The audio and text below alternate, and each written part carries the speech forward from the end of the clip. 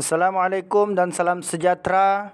Sekali lagi bertemu kita dalam channel Cikgu Pian. Kali ini satu lagi isu yang berkaitan dengan kaki tangan awam di negara ini akan kita perbincangkan, iaitu berkenaan dengan banci penduduk 2020. Kita akan melihat bagaimana peranan penjawat awam yang diwajibkan untuk menjawab soal selidik banci 2020 secara atas talian atau secara e-Kansas bermula pada 7 Julai hingga 30 September. Okey, untuk maklumat lanjut, ikuti video ini sehingga ke penghujungnya. Okey, sebelum kita membicarakan lanjut tentang bancian dalam talian ini, saya sangat suka mewawarkan kepada anda tentang laporan media berkenaan banci 2020. Seperti yang dilaporkan oleh Astro Awani berkaitan dengan perkara ini, banci 2020 jangan tunggu saat akhir untuk isi bancian dalam talian. Orang ramai diminta tidak menunggu pada saat akhir untuk mengisi bancian pada banci penduduk dan perumahan Malaysia 2020 secara dalam talian atau e-Kansas bagi mengelakkan kesesakan talian. Ketua Perangkawan Malaysia Datuk Seri Dr. Muhammad Uzir Mahidin berkata, tempoh untuk mengisi bancian itu yang agak panjang menyebabkan ramai yang masih menangguh untuk melengkapkan data dan dibimbangi akan menimbulkan masalah apabila mereka mengisinya di saat akhir. Katanya lagi, lebih 200,000 orang telah terlibat melakukan bancian secara e-Kansas sejak ia dilaksanakan 7 Julai lepas. Setakat ini, negeri yang tertinggi melaksanakan e-Kansas ialah Sabah dan Sarawak, dan kini Jabatan Perangkaan Malaysia sedang memberi fokus untuk menggalakkan mereka di peringkat kementerian dan agensi serta premis perniagaan untuk mengisi e-Kansas ini, katanya kepada Bernama. Projek bancian yang memasuki tahun ke-6 itu melibatkan kira-kira 32.7 juta penduduk dan 9 juta tempat kediaman yang dijalankan dalam dua fasa. Fasa pertama bermula 7 Julai hingga 30 September dilakukan melalui secara dalam talian atau e-Kansas, manakala fasa kedua akan bermula pada 7 hingga 24 Oktober menggunakan kaedah temu ramah secara bersemuka. Muhammad Uzir yang juga Pesuruhjaya Banci Penduduk dan Perumahan Malaysia 2020 berkata, penggunaan e-Kansas juga boleh dijadikan pengisian aktiviti kekeluargaan, memandangkan soalan yang perlu diisi adalah melibatkan isi rumah.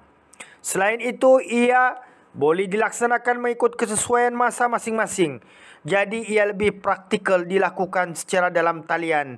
Selain ia dapat mengelakkan kejadian tidak diingini berlaku kerana ada yang mengambil kesempatan menyamar sebagai pegawai banci datang rumah ke rumah. Kami juga telah mengedarkan hampir 1 juta kad bagi pelaksanaan e-Kansas di peringkat lapangan, iaitu pada kad itu disediakan kod yang boleh digunakan oleh orang ramai untuk melakukan bancian. Kami sasar edar 3 juta kad dan kami jangkakan pada minggu ini dan seterusnya ia akan meningkat lagi, katanya lagi. Okey, ini adalah berkaitan dengan laporan media tentang bancian penduduk dan perumahan tahun 2020 yang akan dilaksanakan secara online. Okey, ini pula ialah berkaitan dengan surat perkeliling pelaksanaan surat pelaksanaan banci 2020 yang dikeluarkan oleh Ketua Setiausaha Negara Malaysia. Surat ini bertarikh 2 Julai tahun ini, tahun 2020, bersamaan dengan 10 Zulkaidah 1441 Hijriah. Okey, semua ketua perkhidmatan persekutuan, semua ketua setiausaha kementerian, semua ketua setiausaha kerajaan negeri, semua ketua pengarah jabatan persekutuan dan badan berkanun, semua ketua pengurusan pihak berkuasa tempatan. Pelaksanaan Banci Penduduk dan Perumahan Malaysia 2020. Dengan segala hormatnya, saya merujuk kepada perkara di atas. Sukacita dimaklumkan bahawa Jabatan Perangkaan Malaysia akan melaksanakan Banci Penduduk dan Perumahan Malaysia 2020. Arahan Banci 2020 telah mendapat perkenaan Duli Yang Maha Mulia Seri Paduka Baginda Yang di-Pertuan Agong, di mana ia akan dilaksanakan di seluruh Malaysia bermula pada 7 Julai 2020 bersempena dengan Hari Banci Negara. Objektif pelaksanaan Banci 2020 adalah untuk mendapatkan stok profil penduduk dan perumahan yang komprehensif serta terperinci sehingga ke peringkat geografi terkecil sebagai penanda aras bagi ciri-ciri demografi dan sosioekonomi penduduk yang terkini. Bancian ini juga akan mengambil kira keperluan input bagi rancangan Malaysia dan Wawasan Kemakmuran Bersama 2030, antaranya berkaitan kemakmuran bersama, pembasmian kemiskinan, kelestarian alam sekitar dan kemajuan ekonomi.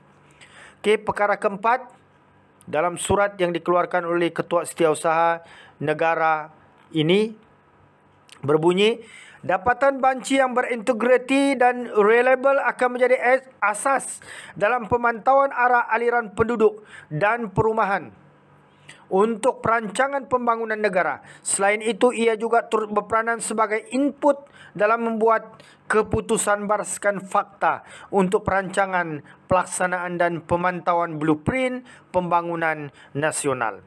Perkara 5, selaras dengan modernisasi dalam pelaksanaan Banci 2020, pengumpulan data Banci 2020 dilaksanakan melalui 5 mood atau kaedah pembancian, iaitu yang pertama, soal selidik secara atas talian atau ACANSAS, Computer Assisted Personal Interview CAPI, Paper and Pen Interview PAPI, Drop Off and Pickup DOPU, dan Computer Assisted Telephone Interview CATI.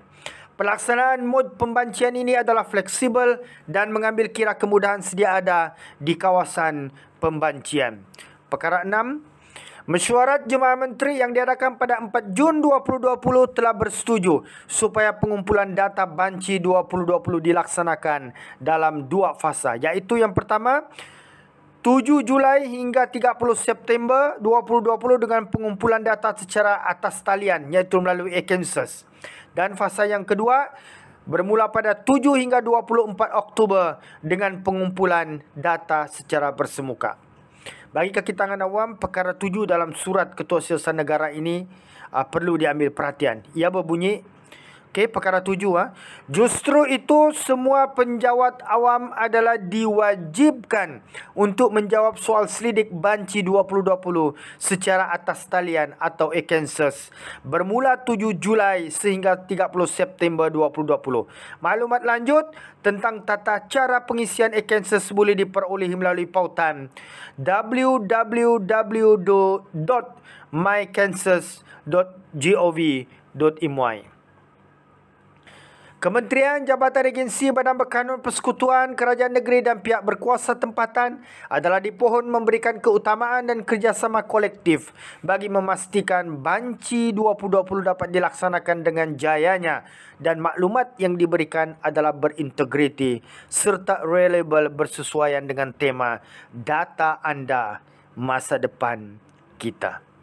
Ini ialah berkaitan dengan surat yang dikeluarkan oleh Setiausaha Negara bertarikh 2 Julai 2020 di mana menyatakan tentang semua penjawat awam adalah diwajibkan untuk mengisi soal selidik banci secara atas talian.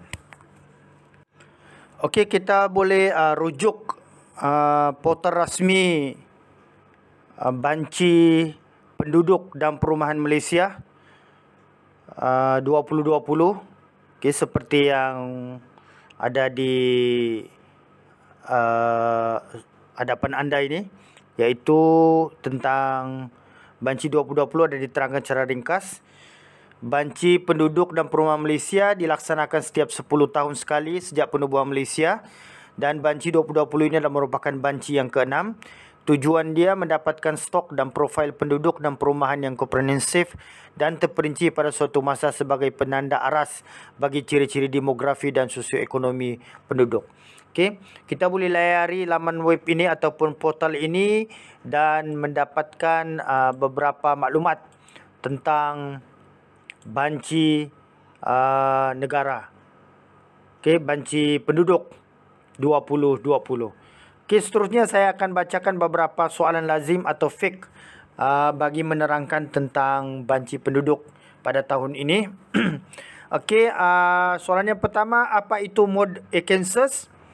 Kaedah e-census adalah pengisian soal selidik secara atas talian oleh responden melalui pautan ecensus.mycensus.gov.my atau melalui portal banci seperti yang anda boleh lihat seperti yang saya paparkan tadi. Okey, soalan yang kedua, mengapa menggunakan e-census? Disebabkan kerana penularan wabak COVID-19, pembancian akan dijalankan menggunakan mod pembancian e-census, di mana mod pembancian ini tidak memerlukan proses pembancian secara bersemuka dan hanya perlu menjawab soal selidik secara atas talian sahaja. Soalan yang ketiga, bagaimana untuk melayari e-census? E-census boleh dilayari melalui pautan ecensus.mycensus.gov.my atau melalui portal banci penduduk dan perumahan 2020. Adakah saya perlu menjawab banci 2020 secara atas talian? Jawapannya, anda boleh memilih untuk menjawab soalan banci 2020 secara atas talian atau menggunakan borang. Melalui atas talian ini, banci 2020 akan menjadi lebih mudah, selamat dan pantas untuk diselesaikan. Soalan yang kelima, adakah maklumat yang saya bekalkan selamat? Jawapannya, Seksyen 19 di bawah Akta Banci 1960 yang disimak pada tahun 1969 memperuntukkan mana-mana maklumat individu tidak boleh didedahkan. Hanya data berbentuk agregat sahaja akan diterbitkan. Pastikan pembanci yang mengumpul maklumat adalah pemegang kad pengenalan pembanci. Soalan yang keenam, kenapa rumah saya terpilih untuk mengisi secara e-census? Jawapannya, seiring dengan kemajuan teknologi pada masa kini, pihak kerajaan berhasrat untuk menggunakan platform atas talian seluas mungkin dalam pengumpulan maklumat. Anda akan menerima postcard sekiranya rumah anda terpilih dalam menjawab e-census. Kenapa saya tidak boleh log masuk e-census? Apakah tindakan saya selanjutnya? Anda boleh memasukkan alamat email atau on-time password atau OTP yang tidak tepat. Sila masukkan alamat email yang didaftar dan OTP yang diterima. Apa itu OTP? On-time password atau OTP juga dikenali sebagai on-time PIN adalah kata laluan yang digunakan untuk satu sesi log masuk atau transaksi pada sistem komputer atau peranti digital lain. Soalan yang kesembilan, bagaimana saya hendak mendapatkan OTP? Anda akan menerima OTP selepas mendaftar email anda di log masuk. Simak peti masuk email anda untuk mendapatkan OTP ini. Okey, ini adalah soalan-soalan yang berkaitan dengan soalan lazim yang boleh menjawab tentang kekeliruan anda. Anda boleh dapatkan soalan-soalan fake ini, soalan lazim ini dalam portal rasmi Banci Penduduk dan Perumahan tahun 2020. Okey, bagaimana untuk mendaftar e-census ini secara dalam talian? Anda boleh layari laman atau portal rasmi Banci Penduduk dan Perumahan tahun 2020 ini, dan kemudian anda boleh download atau muat turun panduan mengisi e-census seperti ini ya. Okey, saya akan bacakan secara ringkas sahaja tentang ini. Anda boleh dapatkan maklumat berkenaan perkara ini di dalam portal rasmi Banci 2020. Okey, panduan mengisi e-census. Panduan ini menerangkan ada 9 bahagian. Bahagian A, maklumat responden. Bahagian B, alamat lengkap. Bahagian C, tempat kediaman. Bahagian D, isi rumah. Bahagian E, perseorangan. Bahagian F, kesihatan dan kecergasan. Bahagian G, hubungan sosial. Bahagian H, perumahan. Dan bahagian I, warga emas. Okey. Dalam panduan ini juga ada diterangkan tentang konsep dan definisi tentang isi rumah. Okey, dengan contoh-contohnya sekali. Kemudian apa yang dimaksudkan dengan ketua isi rumah juga ada diterangkan. Ahli biasa dalam rumah berkenaan tempat kediaman itu juga ada diterangkan. Dan mengenai definisi atau konsep tempat kediaman, okey, ada juga diterangkan. Termasuklah bilik, bagaimana ia ditakrifkan atau didefinisikan, bilik tidur. Dan kemudian dalam panduan ini juga diterangkan siapa yang perlu dibanci dan yang tidak perlu dibanci. Bagaimana mendapat capaian Akensos ini. Okey, boleh terdapat 2 capaian, iaitu komputer peribadi dan juga melalui peranti mudah alih. Kemudian dalam panduan ini juga ada diterangkan tentang akses kepada laman web Akensos. Okey, alamatnya dan bagaimana kita register. Okey, bagaimana kita mendaftar sebagai pengguna kali pertama. Okey, kemudian kita bagaimana log masuk. Semuanya ini ada diterangkan di sini, termasuk bahagian pra pendaftaran Akensos. Kita boleh buat pendaftaran. Dan seterusnya step by step, peringkat demi peringkat tentang cara mendaftar di dalam Akensos ini. Dan juga menjawab soalan-soalan banci yang terkandung dalam pautan ini. Jadi anda boleh mendapatkan panduan manual ini di dalam laman portal banci penduduk dan perumahan tahun 2020. Okey, itu saja saya rasa perkongsian kita pada kali ini. Jangan lupa like, share dan juga subscribe bagi yang belum. Dan baru melayari channel YouTube Cukupian ini, bunyikan loceng supaya maklumat-maklumat terbaru tentang isu-isu terkini dan juga isu-isu yang berkaitan dengan pendidikan akan anda ketahui dengan cepat dan pantas. Sampai berjumpa lagi di lain masa. Salam hormat dan Assalamualaikum warahmatullahi wabarakatuh.